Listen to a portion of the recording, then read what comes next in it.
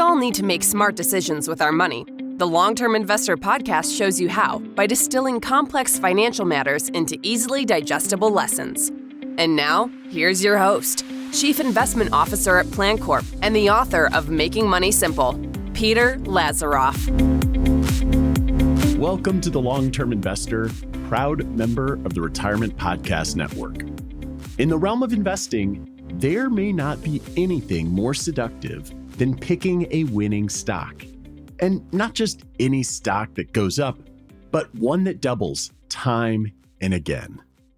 In my opinion, one of the reasons people buy individual stocks is the dream of finding that stock, that perpetually doubling stock. And the psychology around it is somewhat similar to the psychology of buying lottery tickets. The dangerous difference, though, is that people know they're going to lose when they buy a lottery ticket.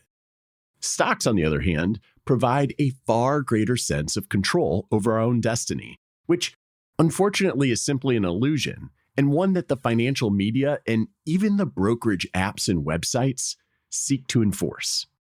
In reality, investing in individual stocks is quite risky, and as I'll explain in this episode, not even necessary. Let's start with the history of individual stock returns. There are numerous studies providing compelling evidence that the majority of individual stocks fail to outperform the broader market and even risk-free assets like treasuries. One notable example is from Hendrik Bessembinder, titled, "Do Stocks Outperform Treasury Bills?" In this paper, Bessembinder analyzes the total returns of U.S. common stocks from 1926 to 2016, in which he finds that the median stock generated a return of negative 3.66% per year. And only 42.6% of individual stocks had lifetime returns that exceeded those of 1-month treasury bills. Meanwhile, the top 4% of stocks accounted for all the net wealth creation during that period, with only 90 companies, and that's 90 companies out of 25,967 companies in the sample. Just 90 companies, or 0.33%, accounted for more than half of the return. A more recent example of this type of research comes from JP Morgan's Agony and Ecstasy, which finds that 66% of all individual stocks trailed the Russell 3000 from 1980 through 2020. Other research from Goldman Sachs, dating from 1986 to 2022, showed that 36% of Russell 3000 stocks suffered a permanent impairment, which was defined as a stock that loses more than 75% of its value and does not recover to 50% of its original value. All of these findings highlight the risks of relying on individual stocks. There's also significant skewness in the returns, such that the likelihood of any given individual stock beating the market is quite low. Now, if this doesn't resonate with you, then let's consider the performance of professional stock pickers. Since first published in 2002, the S&P Indices versus Active, or SPIVA scorecard, has served as a de facto measure of the effectiveness of active management versus indexing. The SPIVA scorecard is released twice a year, and I have the most recent version linked in the show notes at thelongterminvestor.com, and it shows that 79% of all U.S. equity funds trailed their respective benchmarks over the last 3-year period. 85% failed over the last 5 years, and more than 91% failed over the last 10, 15, and 20-year periods. And if we look at the global, international, and emerging market funds, they didn't fare much better. They also failed to beat their benchmark quite frequently, ranging anywhere between 70 and 90% of the time, depending on what time period we're measuring. These results are not specific to this most recent report or any point in history. You can actually Google past years of the SPIVA report and find similar results. Now, obviously, the numbers vary a bit year to year, but the one trend that seems to always stay intact is that the underperformance rates rise as the time period being measured lengthens. So here's what we know thus far. 1, individual stocks are very risky, and the probability that you can even match the overall market's return by buying individual stocks is low. In fact, there's quite a bit of data that shows that you might struggle just to beat treasury bills. The second thing we know is that professional investors running actively managed mutual funds and ETFs, they struggle with security selection too. They have enormous failure rates in trying to just buy stocks in a manner that beat the underlying index. Here is the good news. You don't have to pick winning stocks to earn the returns you need to reach your goals. That's because diversified investors always own the winners. There is a new paper by Hendrik Bessenbinder that's been making the rounds and identifies the highest long-term returns among common stocks dating back to December 1925. And since hitting it big on an individual stock is the ultimate investor pipe dream, I put a table from the paper in the show notes at thelongterminvestor.com that highlights those common stocks with the highest cumulative returns. And most investors will recognize many, if not all, of the best performing companies because they are largely what would be considered blue chip stocks today. But while this table is interesting to look at, perhaps the most shocking result in the paper is the difference between the mean, or the average, cumulative return and the median, which is that midpoint cumulative return.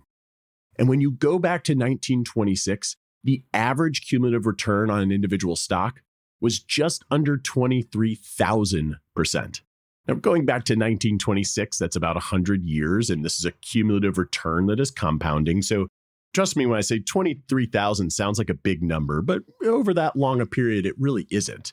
Here's where actually the shocking point. So that's the average. If I just take the median, which is the midpoint of the entire sample, the cumulative return was negative 7.41%. Again, that's that skew that I was talking about earlier, where the probability of picking a winning stock is so much harder than people realize.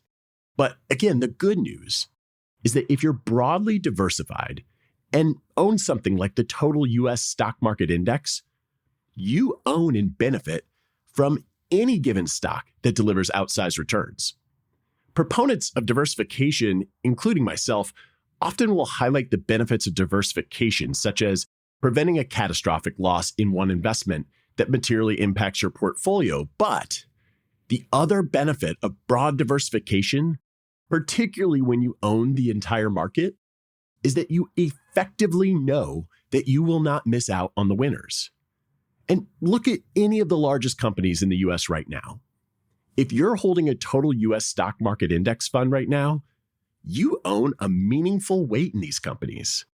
For example, as of this recording, owning the total US market means holding over 6% in Apple and just under 6% in Microsoft. If we look at the weightings of the other top 10 companies, they're ranging between 1% and 5%. Now, if you're globally diversified, as I think you should be, then a market cap weighted index approach still gives you nearly a 4% weighting in each Apple and Microsoft. And when you look at the other top 10 companies' weightings, they fall anywhere between 0.8% and 3.25% each.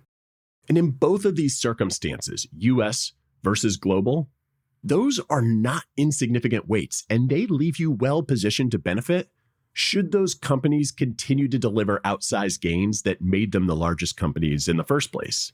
And again, these are just the biggest companies.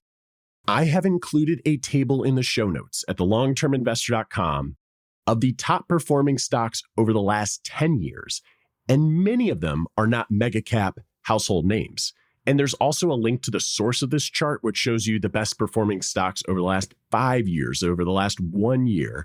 And I think you will notice that they are not common names that you would naturally be aware of. So let me repeat an important statistic from earlier in the episode.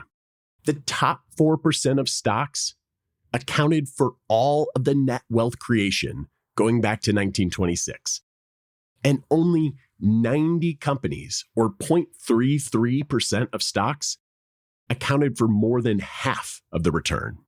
So if we know that only a small fraction of companies make up the vast majority of wealth creation in the stock market, you should be less concerned about winning the low probability game of picking those winners in advance and be more concerned with positioning yourself to own the winners no matter what. So why do we buy individual stocks in the first place? I think for most people, it's a number of things. It's more tangible, it's fun and exciting, it gives us the feeling of control, it can be this form of self-expression, and it can also just be the result of FOMO, because winning investments always find their way to the center of attention. And I also think there's this piece where investing is so highly quantifiable that it leads us to believe that there is always an objectively optimal decision out there. And if we just spend enough time thinking or researching or looking, we'll find it. And this is largely an illusion. There is no perfect portfolio because we can't know in advance what investments will win over any given time period. And if we kick ourselves for missing an obvious opportunity, it's probably because we conveniently forget that it is only obvious after the fact. Look, individual stocks are much riskier than you think.